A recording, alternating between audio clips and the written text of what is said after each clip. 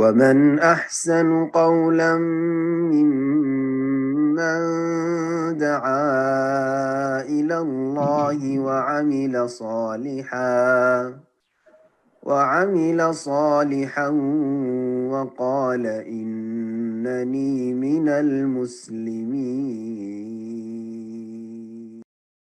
তো আমরা সময় না নিয়ে প্রশ্ন নিচ্ছি। প্রশ্ন নেবেন রুম্মান জি, আপনি ফোনটাকে আনমিউট করে নিন, প্রশ্ন করুন। আসসালামু আলাইকুম শায়েখ। ওয়ালাইকুম আসসালাম ওয়া রাহমাতুল্লাহি ওয়া বারাকাতুহু। জি শায়েখ, আমি কুষ্টিয়া থেকে বলছিলাম। জি বলেন। জি শায়েখ, তো আমি বলতে চাচ্ছিলাম যে যখন আমরা মসজিদে সালাত আদায় করি, বিশেষ করে আমাদের এইখানে তো হানাফি মসজিদগুলা, তো এখানে মসজিদে সালাতের সময় বিশেষ করে যখন আমরা মানে রুকুতে যাই কিংবা শেষ বৈঠকে যাই, তখন তারা খুব দ্রুত আর কি দোয়া পড়ে, আর কি সময় পায় না, মাঝে মাঝে মিস করি আর কি। বিশেষ করে যখন আবার যখন আমরা সূরা ফাতিহা পড়ি তখনও মিস করি আর কি কিছু কিছু। জি, তো আপনার প্রশ্ন? জি, তো মানে এখন যদি আমরা মিস করি তো যে অংশটুকু পড়ছে ওইটুকু পড়লে কি হবে? জি, বিসমিল্লাহির রহমানির রহিম, আলহামদুলিল্লাহ ওয়াসসালাতু ওয়াসসালামু আলা রাসূলিল্লাহ ওয়া আলা আলিহি ওয়া সাহবিহি আজমাইন, আম্মা বাদ। বলছেন যে আমরা যেসব এলাকায় বসবাস করি সেখানে এমন ইমামরা সালাত পড়ান যারা তাদের মজহাব, যে প্রচলিত মজহাব, আসল মজহাবে এমন তাড়াহুড়ার সালাত নেই, কিন্তু তার প্রচলিত মজহাব যে চলে আসছে পরম্পরা, তাতে তারা খুব দ্রুত বেগে সালাত আদায় করে, যার ফলে আমাদের জন্য রুকু সেজদা তাসবিহ হয়তো পড়া সম্ভব হয় না, পুরোটা পড়া সম্ভব হয় না, অথবা সূরা ফাতিহা শেষ করা সম্ভব হয় না। তো আমাদের করণীয় কি? আমাদের জন্য কি এটা যথেষ্ট হবে যে যেটুকু পড়লাম যথেষ্ট? প্রথম কথা, রুকু সেজদা সম্পর্কে বলবো যে আপনাকে জানতে হবে যে তসবিহ কতবার করা ফরজ। তসবিহ একবার করা হচ্ছে ফরজের উপর। সুবহানা রাব্বিয়াল আযীম, দেখছেন যে এসব ইমাম খুব দ্রুত পড়ায়, দ্রুত রুকু সিজদা করে, তাহলে ছোট্ট তসবিহ পড়ে সুবহানাকা আল্লাহুম্মা রাব্বানা ওয়া বিহামদিকা আল্লাহুম্মা ইগফিরলি, তোলমা করবেন না, কারণ ওরা এসব মুখস্থই নেই ওদের, ইমামদের এসব হাদিসগুলোর আমলই নেই তাদের। তো সুবহান রাব্বিল আযীম একবার পড়লে আপনার ফরজ আদায় হয়ে গেছে, রুকুন আদায় হয়ে গেছে, সালাত হয়ে গেল। দুইবার পড়েন ওর চেয়ে ভালো, তিনবার পড়েন সর্বনিম্ন বেশ ভালো, আর তারপরে যত পারেন, যতক্ষণ রুকু থেকে না উঠেছে, সিজদা থেকে না উঠেছে, আপনি পড়তে থাকেন তসবিহ। বাকি সূরা ফাতিহার কথা, সূরা ফাতিহা যদি দেখেন যে তাড়াতাড়ি পড়ছে আমাদের পেছনে, আর সিররি সালাত, জেহরি সালাত, উচ্চ স্বরের সালাত নয়, তাহলে অবশ্যই পড়তে হবে, শুনছেনও না। এই ক্ষেত্রে এই কথা বলা চলবে না যে আমার পিছনে আসি, না পড়লেও চলবে, মোটেই না। এই মাযহাব এর ফতোয়া দুর্বল ফতোয়া।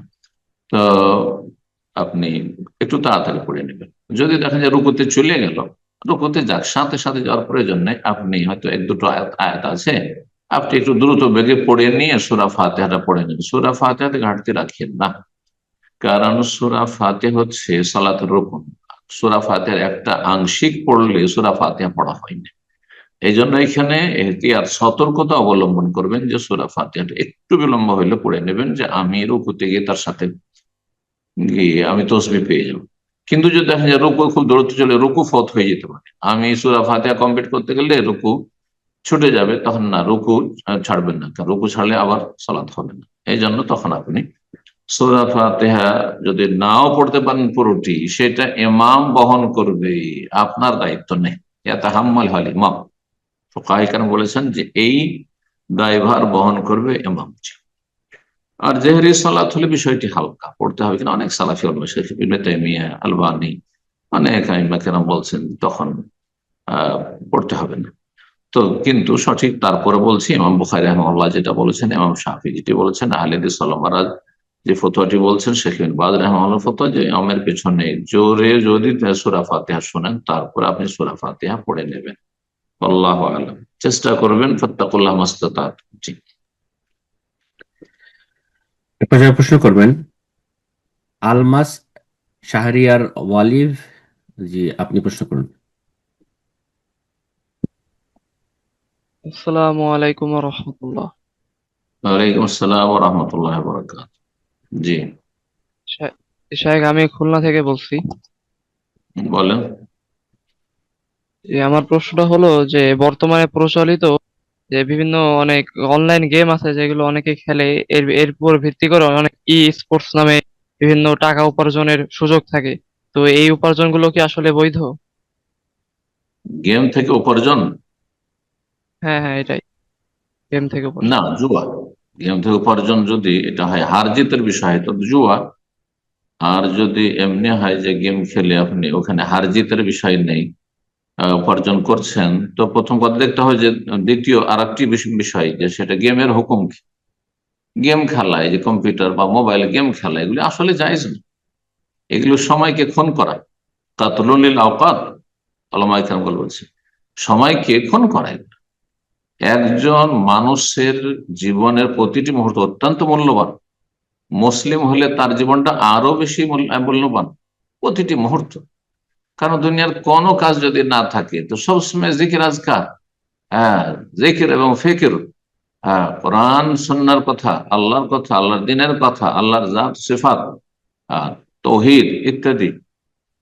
তো আর তারপরে আল্লাহর জিকির, ফরজ নফল জিকির, সব সময় ব্যস্ত থাকবে। সুতরাং মুসলিম জীবন কখনো অবসর জীবন না। অবসর একটি কাজ থেকে অবসর হলে আরেকটি কাজের ফায়দা ফারাগতা ফানসাম। আল্লাহ বলছেন যখন তুমি অবসর হবে তখন কঠোর পরিশ্রম শুরু করো, মানে আরেকটি কাজে। এই নয় যে আমার কাজ শেষ হয়ে গেছে এখন হাত পা ছেড়ে দিয়ে, না দিন না দুনিয়া। মুসলিম জীবনে এমন কোন সময় চিন্তাই করবেন না যে এমন একটা সময় কাটিয়ে দিলাম যে সময়টা না দিন করলাম না দুনিয়া করলাম। দুনিয়া রুজি রোজগার করেন হালাল, আর তাতে সৎ নিয়ত রাখেন, তাতেও নেকি পাচ্ছেন আপনি। অথবা আপনি দিনের কাজ করেন, এলম শিখেন, অথবা এলম শিখান, অথবা আপনি আল্লাহর জিকির আজকার করেন, কোরআন তেলাওয়াত করেন, তাসবিহ তাহলিল করেন, আপনি তাওহীদের ঘোষণা করেন, ইত্যাদি ইত্যাদি। সব হলো লা ইয়াজালু লিসানুকা রাতবাম মিন যিকরিল্লাহ। সবসময় যেমন তোমার তোমার সবসময় যেন তোমার জবানটি আল্লাহর জিকিরে তরতাজা থাকে। আল্লাহ যেন বোঝার তৌফিক দান করেন। সময়ের মূল্য, এর উপরে একটি আলোচনা আমার আছে, গুরুত্বপূর্ণ আলোচনা। অনেক ভাইরাই বলেছেন যে এই আলোচনাটি শুনে আমি আমার সময়ের মূল্যায়ন করতে শিখে। তো সময়ের মূল্যায়ন কর কোন মুসলিমের জন্য যার বিবেক আছে, এমনকি অমুসলিম যার বিবেক আছে, সুস্থ মস্তিষ্ক সম্পন্ন, সে তার সময়গুলিকে খুন করবে না, সময়কে কাজে লাগাবে। আল্লাহ রাব্বুল আলামিন সময়, প্রতিটি সময়কে দিন দুনিয়ার ভালো কাজে লাগাবার তৌফিক দান করে, এবং হারাম কাজ থেকে আল্লাহ বাঁচিয়ে রাখুন। আপনি হারাম কাজে আল্লাহ দিলেন হায়াত, আল্লাহ দিলেন এই সময়কাল, সেই সময়টাকে হায়াতটিকে আপনি আল্লাহ অসন্তুষ্টির কাজে, ওয়াসুদ্দাকুম আন যিকরিল্লাহ ওয়া আনিস সালাহ, জুয়া মদ, এগুলোকে আল্লাহ কেন হারাম করেছেন? আল্লাহ বলছেন যে এটি আল্লাহর জিকির এবং সালাতে বাধা দেয়। তো গেম খেলতে খেলতে মানুষের হোশ থাকে না যে সালাতের টাইম পার হয়ে গেল। গেম খেলতে খেলতে মানুষের হোশ থাকে না যে দীর্ঘ সময় কাটিয়ে দিলাম, কিছুই তো শিখলাম না, কি শিখলাম? সুতরাং এই গেম খেলা আর আসল হচ্ছে জায়েজ নাই, জায়েজ নাই। আল্লাহ হিদায়াত দান করুন, মোটেই না।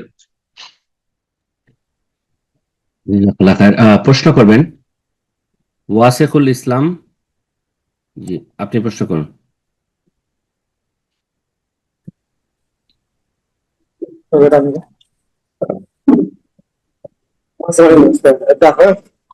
আসসালামু আলাইকুম।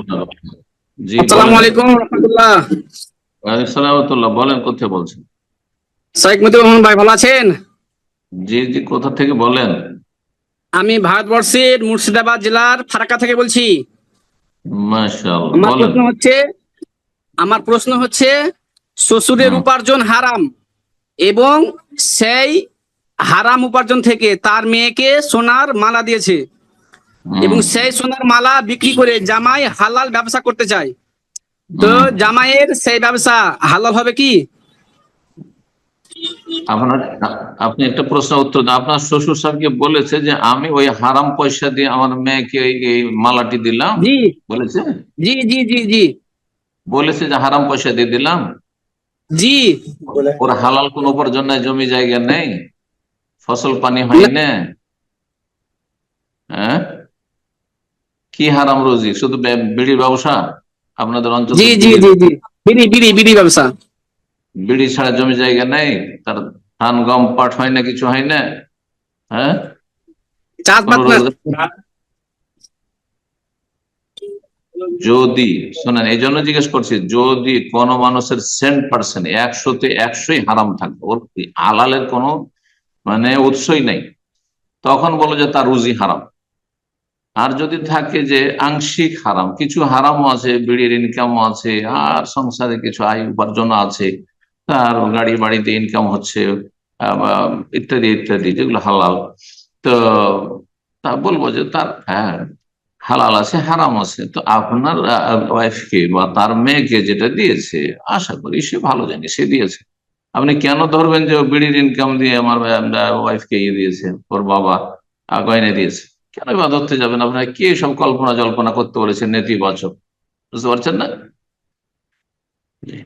তবে যদি আপনি মনে করেন যে সতর্কতামূলক, আপনার ওয়াইফকে আপনি বলতে পারেন যে একেবারে হারাম, সুতরাং নিয়ে নেন। আর কখনো কোন বিড়ির ব্যবসায়ী বলবেন যে আমি বিড়ির ইনকাম থেকে এটা দিলাম, এই কথা বলবে না। আর আপনার জিজ্ঞাসা করার প্রয়োজনই বা কি? হ্যাঁ, যে আপনি কোনখান থেকে দিলেন, হ্যাঁ, কোনো প্রয়োজন নেই, কোনো প্রয়োজন জিজ্ঞাসা করো কোথা থেকে দিল, রবের কাছে বুঝবে। ও যদি হারাম থেকে দেয় তো নাকি পাবেন না। তো আপনার ওয়াইফকে দিয়েছে, সেটা যদি তার নেওয়া জায়েজ হয়ে থাকে, হ্যাঁ, কখন জায়েজ হবে না? যখন নির্দিষ্ট করে বলে দেবে যে আমি একটা জুয়া খেলেছিলাম, ওখান থেকে এত লাখ টাকা পেয়েছি, ওইখান থেকে তোমাকে গয়নাটা দিলাম, তখন হারাম। বা অমুকের এই টাকাটা চুরি করা, বেইমানি করা, অমুক এই জমিটা অমুকের বেইমানি করা, দখল করা, এটা তোমাকে লিখে দিচ্ছি বা দিচ্ছি তোমাকে, তখন হারাম সেটা। যেহেতু সেটা কোনো বিশেষ এক ব্যক্তির, সেটা আপনার শ্বশুরের নয় অথবা অন্য কোনো লোকের, তখন সেটা তার জন্য হারাম, অন্যের জন্য হারাম, ফিরিয়ে দিতে হবে। বারাকাল্লাহ ফিক। আপনার ওয়াইফকে দিয়ে দিয়েছে, আপনার ওয়াইফ যদি আপনার স্বতঃস্ফূর্ত ভাবে আপনাকে দিয়ে দেয় যে এটা দিয়ে ব্যবসা করো, তো জায়েজ আপনার জন্য। বারাকাল্লাহ ফিক। আমিন। প্রশ্ন করবেন নূরজাহান বেগম। জি, আপনি প্রশ্ন করুন। আসসালামু আলাইকুম রহমতুল্লাহ বারাকাতুহু। ওয়ালাইকুম আসসালাম ওয়া রাহমাতুল্লাহি ওয়া বারাকাতুহু। জি। শেখ, আমার স্বামী একটু অসুস্থ ছিল, দিয়ে তার জন্য ডাক্তারখানা যাওয়ার আগে মা অপারেশন হবে, দিয়ে ডাক্তারখানা যাওয়ার আগে একটু মান্যত করেছে, মনে মনে ভেবেছে যে আমি সাদকা দেবো একটা গরু দিয়ে। হুম। এখন আমাদের ফ্যামিলি, আমার ননদের হাজবেন্ডের একটু হার্টের প্রবলেম হয়েছে, তাকে যদি ওই পয়সাটা দিয়ে দেওয়া হয়, এটা 4 মাস হচ্ছে, মানে মনে মনে ভাবাটা, সেটা কি করা যাবে, জায়েজ হবে না গরুই দিতে হবে? মনে মনে ভেবেছিল আমি সদকা করব, আমি যদি সুস্থ হয়ে যাই তো একটা গরু সদকা করব। মনে মনে ভেবেছিল না মান্যত করেছিল? মান্যত করা হচ্ছে, স্পষ্ট সে উচ্চারণ করে বলবে যে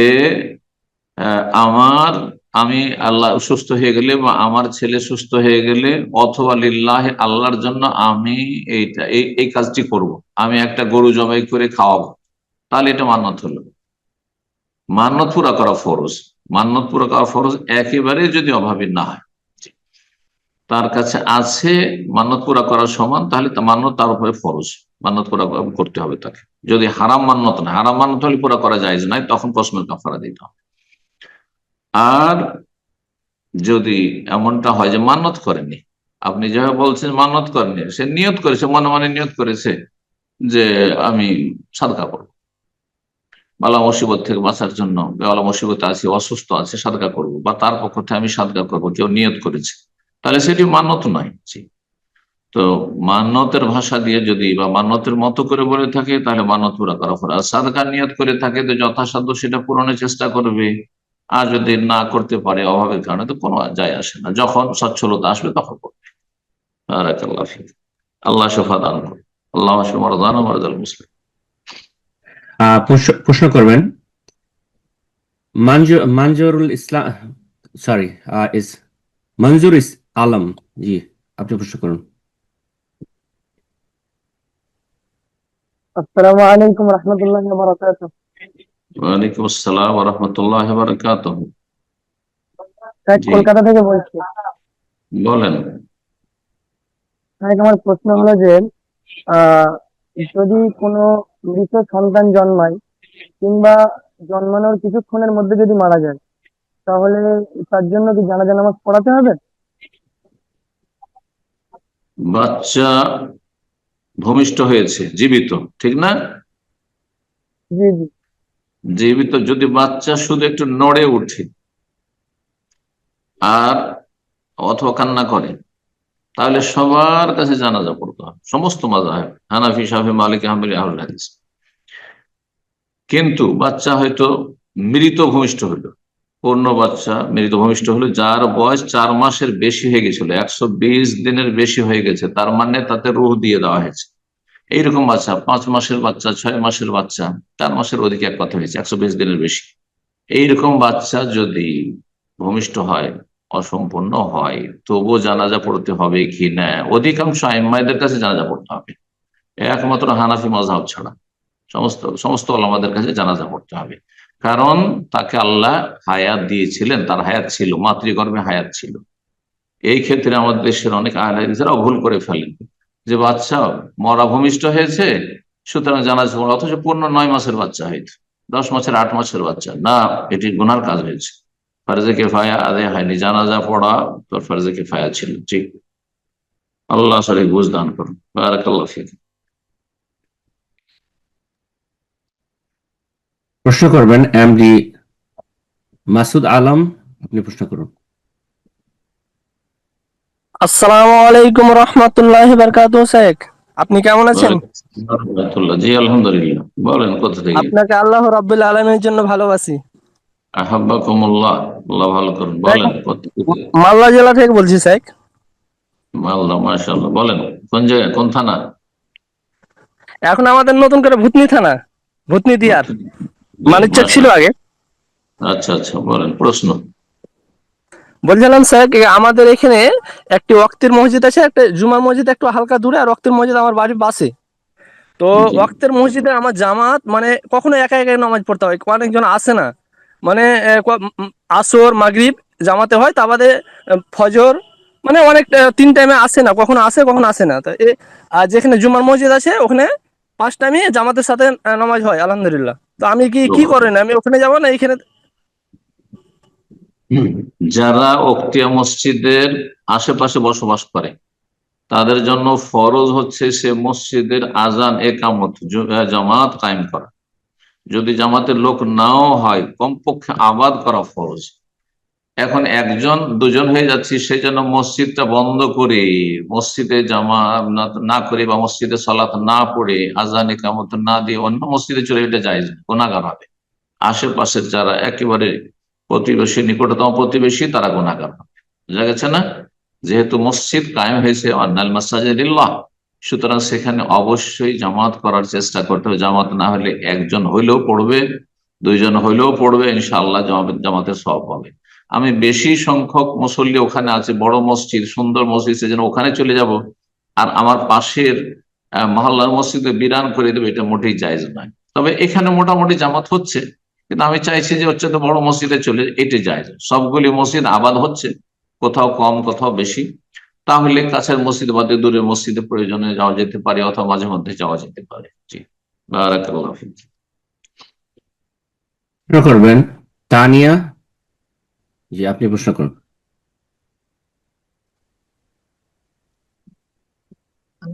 আসসালামু আলাইকুম। ওয়ালাইকুম আসসালাম ওয়া রাহমাতুল্লাহি ওয়া বারাকাতুহু। জি, ভালো আছেন? আলহামদুলিল্লাহ। বলেন কোথায় বলছেন? আমি বাংলাদেশ থেকে বলছি, মুন্সিগঞ্জ। মাশাআল্লাহ, ভালো রাখুন। শেখ, বলেন। আমার একটা প্রশ্ন ছিল যে আমার আমার ছেলের একটা রোগ হয়েছিল, যে সেতি রোগ, মানে সাদা সাদা হয়ে যায়।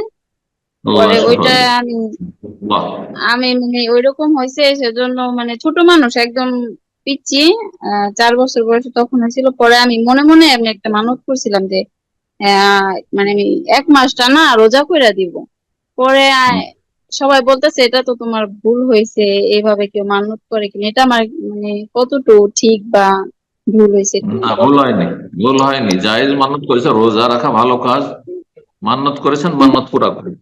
একটানা জরুরি নয়, আস্তে ধীরে রেখে নেবেন। রোজাগুলি অবশ্য রাখতে, ওয়ালিউফু নুযুরহুম, আল্লাহ কোরআনে কারিমে মান্নতের কথা কয়েক জায়গায় বলেছেন, অবশ্যই তারা যেন তাদের মান্নত পূরণ করে, যদি সেটি নাজায়েজ হারাম নয়। মাজারে মান্নত যদি কেউ করে, মিলাদ করব, হ্যাঁ, হালুয়া রুটি সাবে বরাতের করব, চল্লিশা করব, অথবা অমুক তমুক বেদাতি বিভিন্ন বেদাতি কর্মকাণ্ড করব, তাহলে বলবো যে হারাম, হারাম কাজ করা যাবে না, কাফারা দেবে ওষুধ। কিন্তু আপনার এই মান্নত ভালো মান্নত, তবে মান্নত করে নিজেকে কষ্টে ফেলেছেন, মান্নতের চাইতে ভালো যে আপনি দান সাদকা করবেন, বালা মুসিবত দূর হবে। মান্নত করলে পুরা করা ফরজ হয়ে যায়। মান্নত করতে নবী সাল্লাল্লাহু আলাইহি ওয়াসাল্লাম অনুৎসাহিত করেছেন, কিন্তু মান্নত মাকরুহ নয়, অপছন্দনীয় নয়। আর যতক্ষণ জায়েজ মান্নত আছে সেটা পূরণ করতে হবে। আর এটি তো জায়েজই শুধু নয়, রোজা রাখা ইবাদত একটি আল্লাহ সন্তুষ্টিমূলক মান্নত, সুতরাং রোজাগুলি রেখে নেবেন, ভেঙে ভেঙে রাখলে কোনো অসুবিধা নেই। আল্লাহ তাআলা আ'লাম। জি, এ পর্যায়ে প্রশ্ন করবেন মুস্তাফিজুর রহমান। জি, আপনি প্রশ্ন করুন। এই যে আসসালামু আলাইকুম ওয়া রাহমাতুল্লাহ। ওয়ালাইকুম আসসালাম ওয়া রাহমাতুল্লাহি ওয়া বারাকাতুহু। জি বলেন। ভাই ভালো আছেন? জি, কোথা থেকে ভারতের পশ্চিমবঙ্গ থেকে বলছি। বলেন? আমি একজন দোকানদার। যেহেতু এখন মোটামুটি যে কিস্তিতে কোনো মাল বিক্রি করার আগে ফাইন্যান্স থেকে কাস্টমারকে আগাম জানিয়ে দেয় যে কোনো মাসে কোনো কিস্তি ফেল করলে লেট ফাইন চার্জ করা হবে। এরপরে যদি কাস্টমার কিস্তি ফেল করে তার জন্য কি দোকানদার কি গুনাহগারী হবে? না, ওদেরকে যদি সার্কুলারে জানানো থাকে যে লেট করলে ফাইন করা হবে, তো ফাইন জায়েজ আছে। কিন্তু যদি বলে যে লেট করলে বেশি দিতে হবে পরিমাণ, তাহলে হারাম, তখন সুদ। মানে কিস্তি হচ্ছে 1000 টাকা, আর লেট করলে 1200 বা 1100 দিতে হবে, তখন এটা সুদ, হারাম। কিন্তু কারো অপরাধের কারণে, অন্যায়ের কারণে পেনাল্টি লাগানো জায়েজ আছে।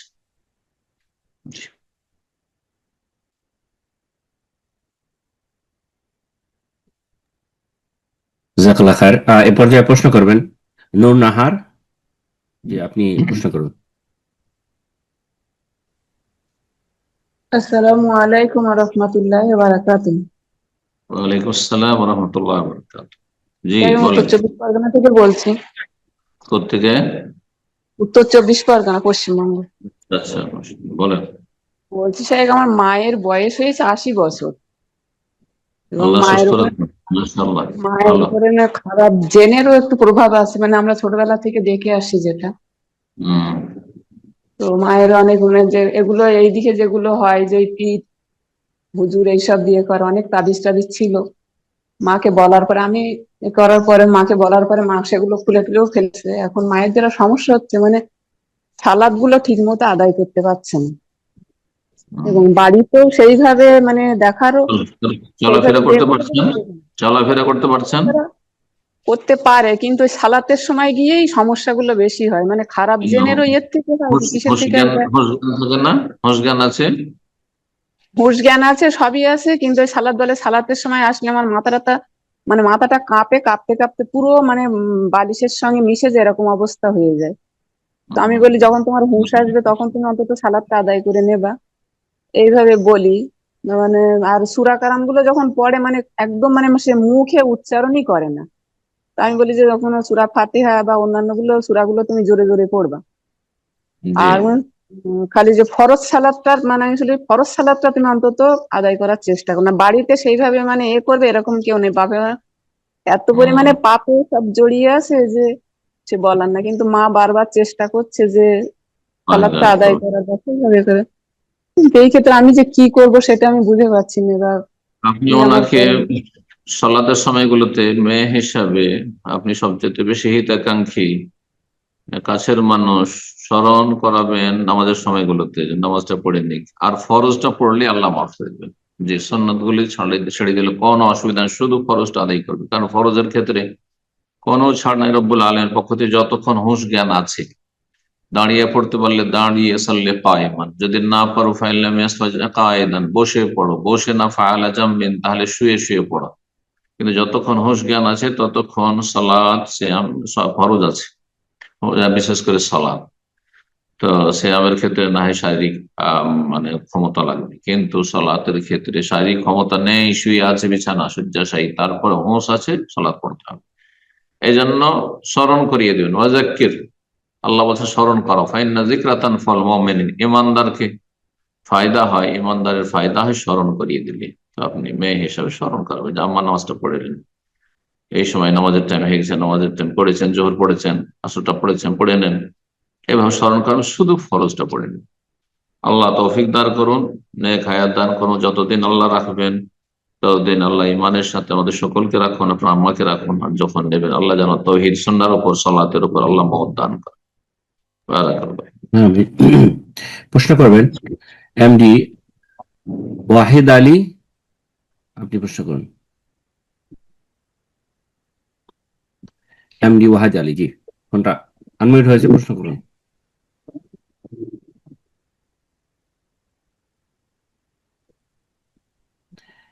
জি এমডি ওয়াহিদ আলী, আপনার ফোন আনমিউট আছে, আপনি প্রশ্ন করুন।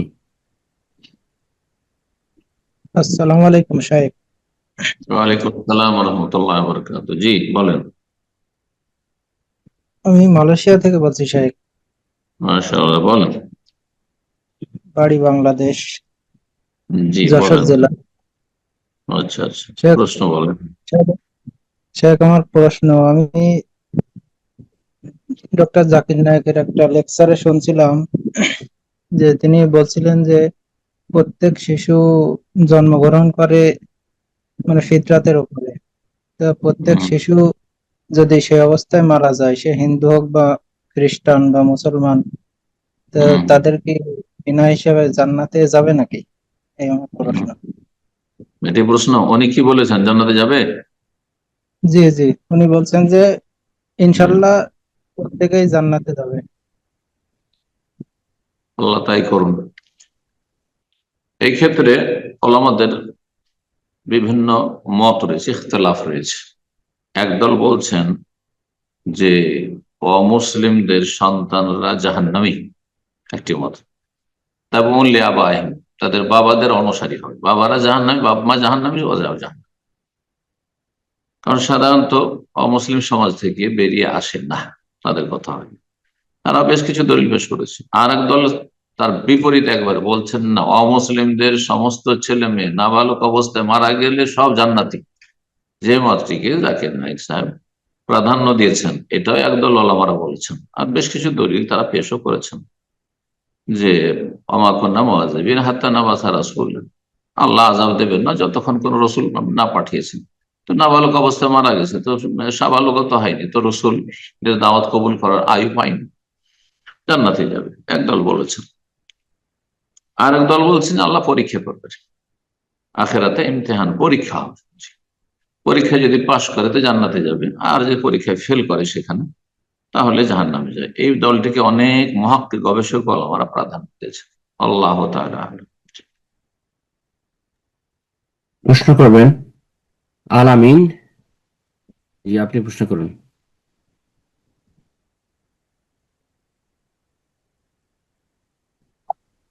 আসসালামু আলাইকুম। ওয়ালাইকুম আসসালাম ওয়া রাহমাতুল্লাহি ওয়া বারাকাতুহু। জি কেমন আছেন? জি, কোথা থেকে বলেন? আলহামদুলিল্লাহ, বাংলাদেশ দিনাজপুর জেলা থেকে বলতেছি। মাশাআল্লাহ, বলেন। জি, আমার প্রশ্নটা হচ্ছে যে বাংলাদেশে বর্তমান দুটি সমস্যা খুবই দেখা যাচ্ছে। তা হলো, একটি সমস্যা ঈদের সময় ভ্যান, অটো, বাস জোর করে ডাবল ভাড়া বেশি নিচ্ছে, এতে করণীয় কি? মানে দ্বিতীয় সমস্যা হচ্ছে ঝড় বৃষ্টি হলে কারেন্ট 2 দিন কিংবা 1 দিন থাকে না, সে সময় ভ্যান, অটো, বাস জোর করে ডাবল ভাড়া বেশি নিচ্ছে। মানে কারেন্ট না থাকলেও ভ্যান ভাড়া, অটো ভাড়া বেশি করে নেয়, এতে করণীয় কি?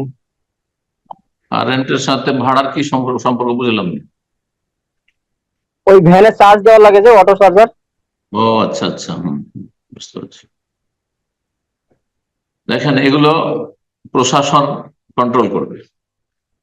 হ্যাঁ, আপনাদের জনগণের কাজ হচ্ছে সরকারের কাছে ওপর মহলে অভিযোগ করা,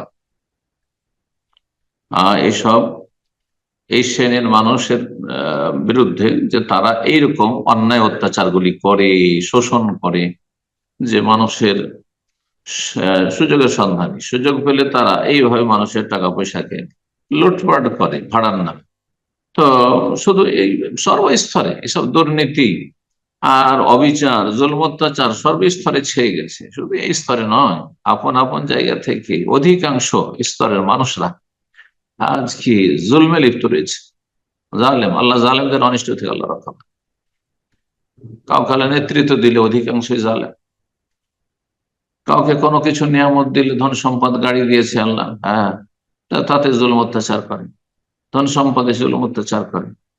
কাউকে অভাবী করেছে, গরিব করেছে, তো হিংসা করে, যারা তাদের চাইতে সচ্ছল তাদের হিংসা করে জুলম অত্যাচার করে, সীমা লঙ্ঘন করে। তো এই হচ্ছে বর্তমান আমাদের দেশের চিত্র। আসলে ভারত, বাংলাদেশ, পাকিস্তান এইসব দেশগুলিতে আল্লাহ রাব্বুল মুসলিমদেরকে আল্লাহ হিদায়াত দান করেন, সঠিক মুসলিম হওয়ার তৌফিক দান করেন। আমাদের আচার আচরণ আর অমুসলিমদের আচার আচরণ বেশি পার্থক্য দেখা যায় না, বরং অনেক সময় অনেক অপরাধী যারা অমুসলিমকে ছড়িয়ে গেছে, মুসলিম সমাজের অপরাধী। তো ক্রাইম মুসলিম সমাজ থেকে অপরাধ দমন করতে হবে, এবং এটা শুধু কারো মাসলার উত্তর দিয়ে ফতুয়া দিয়ে কাজ হবে না। আর আপনারা জনগণ এগুলোকে আপনারা কি করে কন্ট্রোল করবেন? মারামারি করবেন? হ্যাঁ, না, মোটেই জায়েজ নেই। আইনকে হাতে নেবেন? মোটেই জায়েজ নেই। সুতরাং কর্তৃপক্ষকে জানাবেন, ভেহিকেলসে যে রুল রয়েছে সেই রুলে যা শাস্তি রয়েছে তাতে শাস্তি হবে। আল্লাহ রাব্বুল আলামিন যেন আইনের বাস্তবায়নে তৌফিক দান করেন। বারাকাল্লাহু ফিক। প্রশ্ন করবেন তাসলিমা জি, আপনি প্রশ্ন করুন। আসসালামু আলাইকুম। ওয়ালাইকুম আসসালাম ওয়া রাহমাতুল্লাহি ওয়া বারাকাতুহু। জি শেখ, আমার প্রশ্ন হচ্ছে যে ওই যে সূরা জি। শুরার 49 থেকে ওই যে 50 আয়াত ওইটা আছে, সূরা শুরার ওই যে 49 থেকে 50 আয়াত, ওইটা আমি আজ কয়েকদিন ধরে মানে আয়াত পড়ে শোনান। আমি সূরা 49 থেকে 50 এটা বুঝিনি, আমাকে আয়াত আল্লাহ বলতে হবে। যাকে ইচ্ছা তাকে সন্তান দেন, যাকে ইচ্ছা তাকে সন্তান দেন না। না হলে বাংলায় তর্জমাটা বলতে হবে যে এইখানে আল্লাহ এই বলেছেন, এটার উদ্দেশ্য কি, অর্থ জি কি। জি, আল্লাহ এখানে যে বলেছেন আল্লাহ যাকে ইচ্ছা তাকে সন্তান দেন, যাকে ইচ্ছা তাকে দেন না। তো অনেক সময় হ্যাঁ, হয় যে লিল্লাহি মা ফিস সামাওয়াতি ওয়া মা ফিল আরদ। আল্লাহ বলছেন আসমান জমিনে যা কিছু সবকিছুর মালিক আল্লাহ। লিল্লাহি মুলকুস সামাওয়াতি ওয়াল আরদ, আসমান জমিনের মালিকানা একমাত্র আল্লাহর কাছে। ইয়াহাবু লিমান ইয়াশাউ ইনাসা, যাকে চান আল্লাহ শুধু কন্যা সন্তান দেন। ওয়া ইয়াহাবু লিমান ইয়াশাউ যুকরা, যাকে চান আল্লাহ ছেলে সন্তান দেন। আও ইউজাউযুহুম যুকরানা ওয়া ইনাসা, অথবা আল্লাহ উভয় শ্রেণীর দিয়ে থাকেন, ছেলে সন্তানও দেন মেয়ে সন্তানও দেন অনেক মানুষকে। আও ইয়াজআলু মান ইয়াশাউ আকিমা, যাকে চান আল্লাহ নিঃসন্তান করেন। আপনার প্রশ্ন কি? যে এক্ষেত্রে আমাদের আকীদার বিশ্বাসটা কিরকম হবে? আমি মানে কয়েকদিন ধরে মানে আকীদা হচ্ছে তাওহীদুর রুবুবিয়্যাত, এটাই যে সবকিছুর মালিক আল্লাহ, আল্লাহ যা করেন তাই হয়ে থাকে। আমাদেরকে চেষ্টা করতে হবে, যদি কারো অসুখ থাকে, সমস্যা থাকে শারীরিক, বা স্ত্রীর অথবা স্বামীর, চিকিৎসা করাতে পারেন তো দাও, ইবাদাল্লাহ, নবী সাল্লাল্লাহু আলাইহি ওয়াসাল্লাম চিকিৎসা করাতে বলেছেন। দোয়া একটি গুরুত্বপূর্ণ চিকিৎসা, প্রচেষ্টা, দোয়া করতে হবে রবের কাছে। আম্বিয়া রসুলগণ দোয়া করেছেন, পেয়েছেন। ইব্রাহিম আলাইহিস সালাম বার্ধক্য পেয়েছেন, জাকারিয়া আলাইহিস সালাম বার্ধক্য পেয়েছেন, আপনি কেন পাবেন না? আমি কেন পাবো না? দোয়া করতে থাকবেন। জি, বারাকাল্লাহু ফিক। আমিন। প্রশ্ন করবেন মুখলেস উদ্দিন জি, আপনি প্রশ্ন করুন। আসসালামু আলাইকুম ওয়া রাহমাতুল্লাহ। ওয়ালাইকুম আসসালাম ওয়া রাহমাতুল্লাহি ওয়া বারাকাতুহু। জি, আমি দাম্মামের ফয়সলিয়ার পাশে তাইবা থেকে বলছি। মাশাআল্লাহ, বলেন। খুব কাছে আমার থেকে প্রশ্ন বলছেন। বারাকাল্লাহু ফিক। সেন্টারে আসবেন, সরাসরি চেষ্টা করবেন। আমি মাঝে মাঝে আসি স্যার। ও আচ্ছা আচ্ছা, ঠিক আছে।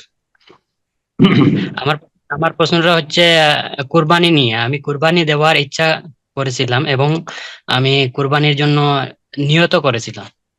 তা আগে কুরবানি দিব বলে ইয়ে করেছিলাম, তখন গরুরও কিনা হয়ে গেছিল। তো গরু কিনার ঈদের 2 দিন আগে ওরা ডাক্তার এনে পরীক্ষা করিয়েছিল।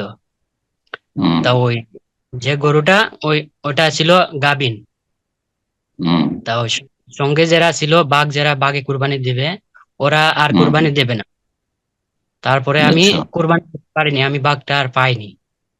তো এই জন্য আমার কি গুনাহ হবে নাকি, কি করণীয় আমার? একাই দেওয়ার সামর্থ্য ছিল গোটা গরু আপনার? না, গোটা গরু দেওয়ার সামর্থ্য ছিল না আমার। জি জি, তাহলে কেন গোনা হবে আপনার? গোটা গরু দেওয়ার সামর্থ্য নেই আপনার, আর কোরবানি সুন্নাতে মুআক্কাদা। সুতরাং আপনি যখন ভাগে অন্য অংশীদার পেলেন না, দিতে পারলেন না, কোনো অসুবিধা নেই। কিন্তু এখানে জেনে রাখতে হবে যে যদি পেটে বাচ্চা থাকে, গাভীন পশু হয়, তো তার কোরবানি জায়েজ আছে। যদিও রুচিকর না হলে আপনি পরিবর্তন করে নেন, যখন দেখলেন যে গাইটি গাভীন আছে, সেটা আপনি বিক্রি করে দিয়ে অথবা রেখে দিয়ে আরেকটা কিনে নেন, আপনারা এটা করতে পারতেন। কিন্তু দিন সম্পর্কে জ্ঞান না থাকার কারণে, আপনার শরীক ভাইদের জ্ঞান না থাকার কারণে ও কোরবানি আপনার সাথে দিল না, ওইটাকে পরিবর্তন করে নাও, বিক্রি করে দাও, আরেকটা কিনে নাও, অথবা ওইটাকে কেউ একজন রেখে দিল। হ্যাঁ জি জি, জায়েজ আছে, গাভীনকে কোরবানি দিতে পারেন, অসুবিধা নেই। জি, প্রশ্ন করবেন এস কে আসগার। জি, আপনি প্রশ্ন করুন।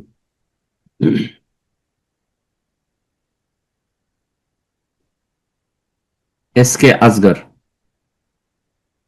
ফোনটা আনমিউট করে নিন, প্রশ্ন করুন।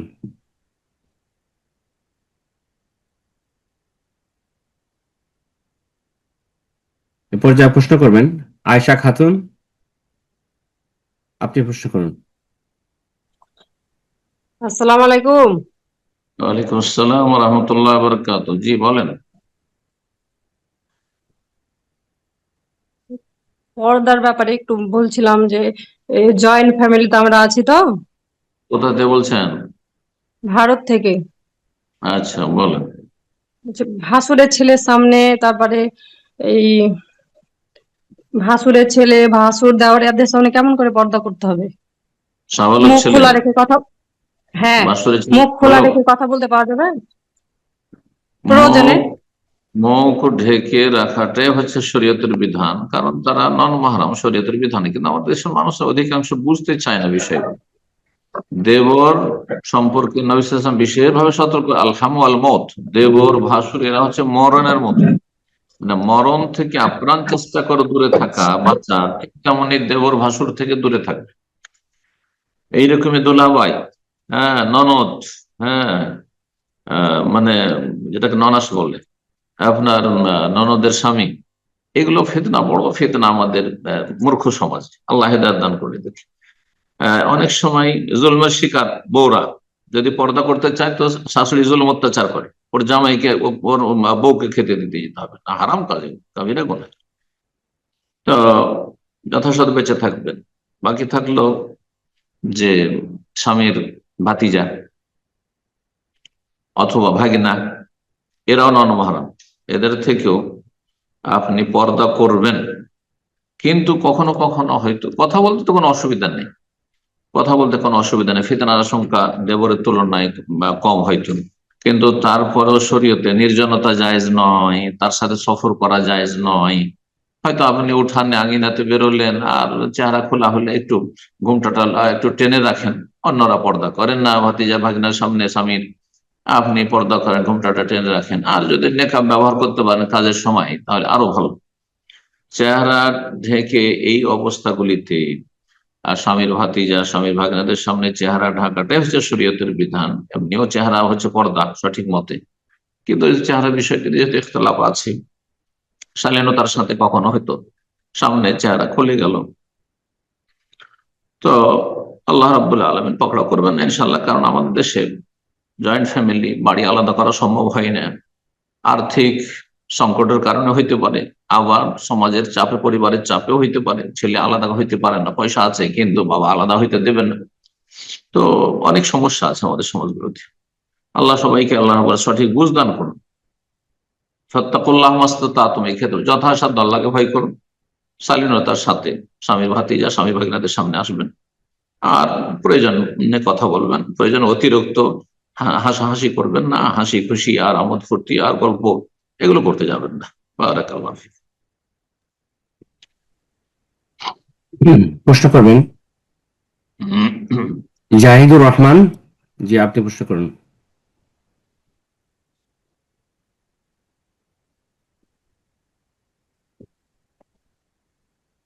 জাহিদুর রহমান। জি, আপনি ফোনটাকে আনমিউট করে নিয়ে প্রশ্ন করুন।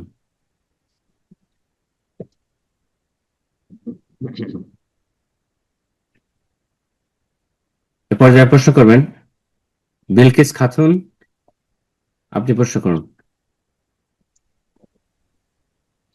আসসালামু আলাইকুম ওয়া রাহমাতুল্লাহি ওয়া বারাকাতুহু স্যার। ওয়ালাইকুম আসসালাম ওয়া রাহমাতুল্লাহি ওয়া বারাকাতুহু। জি স্যার, আমি ইন্ডিয়ার রায়গঞ্জ থেকে বলছি। আমার প্রশ্ন হলো যে আমার বাবার বাড়ি থেকে আমার পরিবার কিছু জিনিস আমাকে তাদের ইচ্ছায় উপহার হিসেবে দিতে চাচ্ছে। তবে আমার হাজবেন্ড আমাকে বলেন যে সেগুলো নিলে হচ্ছে যৌতুক হিসেবে গণ্য হবে, তাই আমাকে তিনি সেগুলো নিতে নিষেধ করেছেন।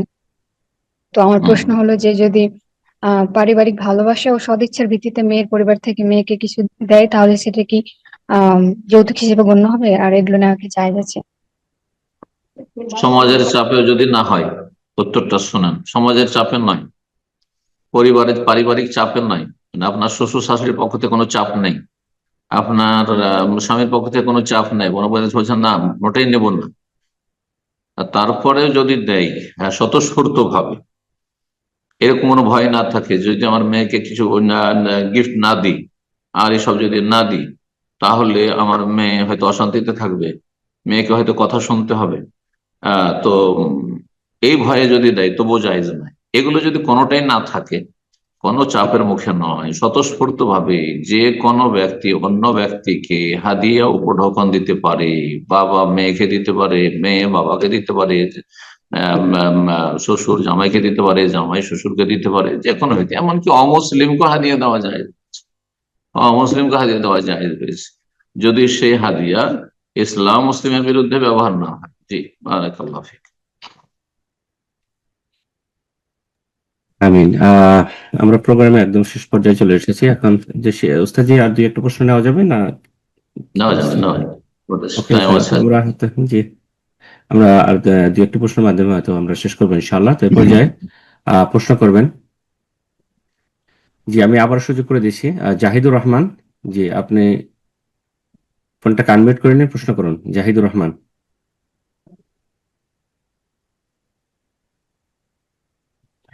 ওকে, পর্যায়ে প্রশ্ন করবেন হিসবুল হাসান, সরি হাসিবুল হাসান। হাসিবুল হাসান, আপনি ফোনটা আনমিউট করে নিন, প্রশ্ন করুন।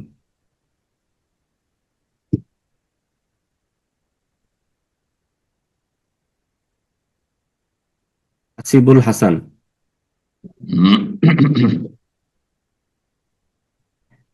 প্রশ্ন করবেন জাকির আহমেদ জনি, ফোনটা আনমিউট করে নিন, প্রশ্ন করুন। জি, হ্যালো, আসসালামু আলাইকুম। ওয়ালাইকুম আসসালাম ওয়া রাহমাতুল্লাহি ওয়া বারাকাতুহু। জি বলেন। আমি বাংলাদেশ থেকে নওগাঁ থেকে বলছি। বলেন। মাশাআল্লাহ। আমার প্রশ্ন হচ্ছে যে আমি কম্পিউটার সায়েন্সে গ্রাজুয়েশন শেষ করছি। এখন বাংলাদেশে যে সফটওয়্যার কোম্পানিগুলো আছে, ওনারা হচ্ছে যে সফটওয়্যার গুলো তৈরি করে ডেভেলপারদের দিয়ে, ওনারা সফটওয়্যার গুলোর মধ্যে অনেক সময় ব্যাংকিং সফটওয়্যার গুলো তৈরি করে। এখন একজন এমপ্লয়ি যিনি হচ্ছে একটা কোনো কোম্পানিতে জব করেন, উনি তো আসলে জানেন না যে কখন কোন প্রজেক্ট আসবে, কখনো ব্যাংকের প্রজেক্ট, কখনো অন্য প্রজেক্ট আসে। এখন ওনার ক্ষেত্রে আসলে করণীয় কি? আমি কি বুঝাতে পেরেছি শাইখ? জি হ্যাঁ, বুঝছি। যে যদি আপনি যে প্রতিষ্ঠানে চাকরি করছেন তাদের অধিকাংশ কাজগুলি হচ্ছে বৈধ, কিন্তু মাঝে মধ্যে সম্ভাবনা আছে, যেমনটা বলেন জানা নাই যে কখন কোন কাজ চলে আসে, মাঝে মধ্যে হয়তো কোনো হারাম কাজ আপত্তিকর চলে আসতে পারে, তাহলে যথাসাধ্য সেটাকে এড়িয়ে চলার চেষ্টা করবেন। বলেন যে এই কাজটা আমাদের অন্য কলিগকে দিয়ে দেন, অমুসলিম আছে অথবা অনেক বেদিন আছে, সেকুলার নাস্তিক আছে, যারা আল্লাহ পরকাল সম্পর্কে মানে চিন্তা নেই তাদের, ওকে দিয়ে আপনি বলেন যে আমাকে অন্য কাজটা দিয়ে দেন। এইভাবে হেকমতের সাথে আপনি কাজ করবেন। আমি বলবো না যে আপনার এইরকম জায়গায় চাকরি করা না যায় যেখানে আপনার সিংহভাগ কাজ হচ্ছে বৈধ, অধিকাংশ কাজই বৈধ, সামান্য কিছু আপত্তিকর কিছু আছে যার ফলে আপনি রুজি ছেড়ে দেবেন, তা আজকাল পাবেন না, স্বচ্ছতা কোথাও নাই ইল্লা মাশাআল্লাহ। সুতরাং এই নীতি অবলম্বন করে, মধ্যম পন্থার নীতি, আর তারপরে বেশি বেশি দান সাদকা করবেন। যদি এমন পরিস্থিতি হয়ে যায় যে আপনাকে করতে নিরুপায়, তাহলে আপনি বেশি বেশি দান সাদকা করবেন মুক্ত হওয়ার জন্য, যে আল্লাহ আমার রুজিতে কিছু সন্দেহ মূলক কিছু চলে এসছে বা সন্দেহজনক কিছু চলে এসছে, শুবহাত, সুতরাং আল্লাহ আমি এটা মুক্ত হওয়ার জন্য দান করছি। শুভ হবে সাদাকা। নবী সাল্লাল্লাহু আলাইহি ওয়াসাল্লাম ব্যবসায়ীদেরকে বলেছেন যে তোমাদের ব্যবসায় মিথ্যা আর এই কসম আর এরকম অনেক মানে দুর্নীতি কিছু আসতে পারে, সুতরাং যদি দেখা যায় যে এইরকম কোনো কিছু আছে তাহলে বেশি বেশি তোমরা সাদকা করো, সাদকার সংমিশ্রণ ঘটাও। আল্লাহ তৌফিক দান করুন। আমিন। প্রশ্ন করবেন আসমাউল এস শেখ। আসমাউল শেখ, জি আপনি প্রশ্ন করুন।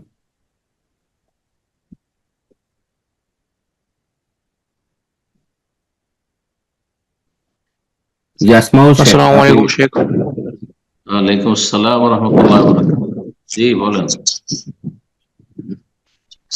বলছিলাম কোথা থেকে? এমন যদি কোনো সিচুয়েশন হয় যে বাড়িতে মা, কোথা থেকে? মুর্শিদাবাদ, পশ্চিমবঙ্গ মুর্শিদাবাদ। জি জি বলেন। এমন যদি কোনো সিচুয়েশন হয় বাড়িতে মিস্ত্রি আছে এবং মা আছে, তখন কি জামাতে যাওয়া অজীব হবে? কি কি কি সিচুয়েশন হয়েছে বাড়িতে? বাড়িতে মিস্ত্রি কাজ করছে, মা একা। মিস্ত্রি কাজ করছে, সবাই সবাই থেকে যাবে, মিস্ত্রির সাথে থেকে যাবে না কাজ করতে, একজনকে রেখে দেবে। একজন কোনো সাবালক পুরুষকে, একটা ছেলেকে রেখে দিল বা ছেলের বাবা থেকে গেল, বাকিরা গেল, এমনটা করবে।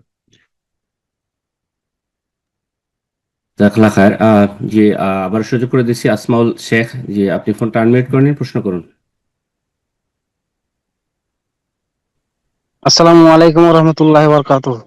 ওয়ালাইকুম আসসালাম ওয়া রাহমাতুল্লাহি ওয়া বারাকাতুহু। আমি জি পশ্চিমবঙ্গ বীরভূম থেকে বলছি। আচ্ছা বলেন। বলছি মানে আমরা এক ঠিকাদারের কাছে কাজ করতাম বেঙ্গালুরুতে। হম তার ধরেন দেখাশোনা করতাম আমি কাজগুলো, তার মধ্যে কিছু পয়সা হয়তো আমি ওই নাস্তা খরচা করেছি, এটা সেটা করেছি, তখন কিছু বলেনি। হম তারপর এখন যখন আমি ছেড়ে দিয়েছি তার কাছে, সে বলতে চাইছে যে এটা আগুলো আমার এ নষ্ট করেছে, এটা সেটা বলছে। তারপরে আমি গেলাম ওর ওইভাবে ঝগড়া হচ্ছিল, তারপর ওর কাজ দিয়ে যাওয়া আবার গেলাম, তো বললো যে ঠিক আছে যা হয়েছে হয়েছে, সব মাফ করে দিলাম। হ্যাঁ, এখন আবার কাজ ছেড়ে দিয়েছে, আবার বলছে না এটাই ওইভাবে করেছে। এখানে আমার কি করণীয়? এগুলো তো হকের ব্যাপার, অধিকারের ব্যাপার, হকুক। এগুলো ফতোয়া দিয়ে সাধারণত হয় না, এটা হয় মীমাংসার মাধ্যমে আসতে হবে, আর না হলে আইনের মাধ্যমে আসতে হবে। তো আইনের আশ্রয় তো এগুলো তো পাওয়া মুশকিল দেশে, এগুলো কি প্রুফ আছে আর কি আছে, সুতরাং আইনও কোনো সমাধান হয়তো হবে না অতদূর।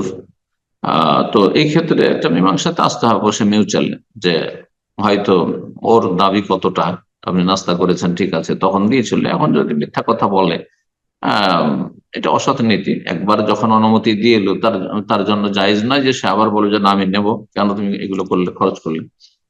কিন্তু প্রথম থেকে যদি সেটা নিষিদ্ধ থাকতো তাহলে তার তো ন্যায্য অধিকার যে সে চাইতে বলে বলছে। তো যাই হোক, এটা মীমাংসার মাধ্যমে কিছু দিয়ে দিয়ে আপনি সেখান থেকে মুক্ত হয়ে যান, এটাই ভালো হবে। আল্লাহ তাআলা আ'লাম। জাযাকাল্লাহ খায়ের। সম্মানিত দিনী ভাই বোনেরা, আমরা একদম প্রোগ্রামের শেষ পর্যায়ে চলে এসেছি, অনেক সময় হয়ে গেল। আজকের সর্বশেষ প্রশ্ন নেব, প্রশ্ন করবেন মানজারুল এস কে, জি আপনি প্রশ্ন করুন। আসসালামু আলাইকুম ওয়া রাহমাতুল্লাহি ওয়া বারাকাতুহু শেখ। ওয়ালাইকুম আসসালাম ওয়া রাহমাতুল্লাহি ওয়া বারাকাতুহু। জি বলেন, কোত্থেকে? জি ইন্ডিয়া মুর্শিদাবাদ থেকে বলছি শেখ। বলেন। জি আমি বলছি যে আমার স্ত্রীকে কোরআন শেখার বিষয় নিয়ে একটু নাসিহত চাচ্ছিলাম, যে ওকে আমি অনেকভাবেই বুঝিয়েছি, ভালোভাবে বুঝিয়েছি, কঠোরভাবে বুঝিয়েছি, ধমক দিয়েছি, প্রহার করেছি, এমনকি শয্যাও ত্যাগ করেছিলাম, তাও কোনো মতেই শোনেনি। তো আমি ব্যর্থ হয়েছি। তো আপনি একটু কড়াভাবে একটু বুঝিয়ে দেন, তাহলে আমি ভিডিওটি দেখিয়ে আমি তাকে, সে যাতে বুঝতে পারে একটু। জাযাকাল্লাহু খায়র। কোরআন পড়া মানে কতটা কোরআনের, মানে কোরআন তেলাওয়াতি করতে পারে না, আক্ষরিক জ্ঞান নেই? জি না, কোনো জ্ঞানই নেই। এই জন্য বিয়ের আগে চিন্তা করে নিতে হয়, বুঝছেন না? বিয়ের পরে চিন্তা করলে তো সোজা করাটা সবসময় সহজ নয়, কঠিন, অধিকাংশ সময় কঠিন হয়ে যায়। ভালো জায়গা থেকে এই জন্য মনোনয়ন করতে হয়, বাছাই করতে হয়, বুঝছেন? তো হয়তো তখন আপনার এতটা দিনদারি হয়তো আসেনি, বা এতটা আপনার হয়তো এত সজাগ হননি, এরকমটি হবে হয়তো। আল্লাহ মাফ করুন। এখন আপনি হয়তো খুব তাড়াতাড়ি হেদায়েত হয়েছেন, আপনার স্ত্রীকে হয়তো বিলম্ব হবে, অথবা হবে না, এটাও হইতে পারে। লূত আলাইহিস সালামের স্ত্রী হেদায়েত হয়নি, ঠিক না? তো তা হচ্ছে এরকম অনেক আম্বিয়া রাসূলের কারো ছেলে, কারো বাবা, কারো কিছু হেদায়েত হয়নি। এটা প্রমাণ করে যে আমি যাকে চাইবো যে হেদায়েত হোক, সেই যে হেদায়েত হবে জরুরি নয়। ইন্নাকা লা তাহদি মান আহবাবত, যাকে তুমি ভালোবাসো তাকে হেদায়েত করতে তুমি পারবে না যতক্ষণ আল্লাহ না চাইবেন। ওয়ালাকিন্নাল্লাহ ইয়াহদি মান ইয়াশা ওয়া হুয়া আ'লামু বিল মুহতাদিন। আল্লাহ যাকে চাইবেন হেদায়েতের তৌফিক দেবেন। তো আপনি দিনের কথা বুঝাইতে থাকেন। 5 ওয়াক্ত সালাত যদি পড়ে আর প্রকাশ্য কোনো অশ্লীলতায় অন্যায় লিপ্ত না থাকে, বাবা মাকে আপনার বড় ধরনের কোনো কষ্ট না দেয়, আর আপনাকে বড় ধরনের কষ্ট না দেয়, আপনার আদেশ নিষেধ যদি মেনে চলে, তাহলে তালাকের দিকে যাবেন না মোটে। এটি আমার প্রত্যেক ভাই বোনকে উপদেশ। কিন্তু যদি দেখা যায় যে এই বড় অপরাধগুলি রয়েছে, সে আল্লাহ পরকালে বিশ্বাসী নেই, কুফরি শিরক তার মধ্যে রয়েছে, অথবা সে বেনামাজি, নামাজ পড়তে চায় না, 5 ওয়াক্ত ফরজ পড়তে চায় না, কাজ হয় না, তাহলে কিছু সুন্নত নফল কাজ করে না, সেই জন্য তালাক দেওয়া যাবে না। এখন কোরআনে কারিমের আক্ষরিক জ্ঞান, কোরআনে কারিমের তেলাওয়াত, এটি অত্যন্ত বরকতপূর্ণ, কিন্তু সেটি কি ফরজ? না। কোরআনে কারিমের তেলাওয়াত একটি ইবাদত, কিন্তু কোরআনে কারিমের প্রতি আমল করা ফরজ, কোরআনে কারিমের জীবন গড়া ফরজ।